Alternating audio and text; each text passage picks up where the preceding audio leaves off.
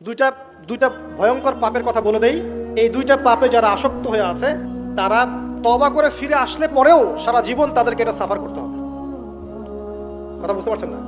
তওবা করে ফিরে এসেছেন মনে করেন, তারপরেও আপনাকে সারা জীবন এই পাপের ফলটা ভোগ করতে হবে।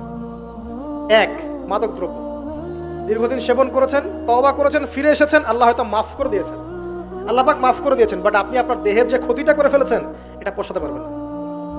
এক নাম্বার। দুই, তখন আপনি যদি বিয়ে করেন আপনি স্ত্রীকে সন্তুষ্ট করতে পারবেন না। হ্যাঁ। দুই নাম্বার হচ্ছে এই যে গোপনে যুবকরা যে পাপটা করে, মাস্টারবেশন, যেটাকে আমরা বলি হস্তমৈথুন, এই পাপ যেসব যুবকরা করছে বা করে, এবং অ্যাভেলেবেল এই পাপটা সবাই করে, কারণ এখন পর্নের যুগ, পর্ন দেখলে তো আর কোনো উপায় নাই, তখন তো এই পথেই যেতে হচ্ছে, নিজের উপরে নিজেকে জুলুম করতে হচ্ছে। যারা হস্তমৈথুন অভ্যস্ত হয়ে গেছে এরা যদি তওবা করে ফিরেও আসে, শরীরের যে ক্ষতিটা হয়েছে এটা পূরণ হবে না কখনো।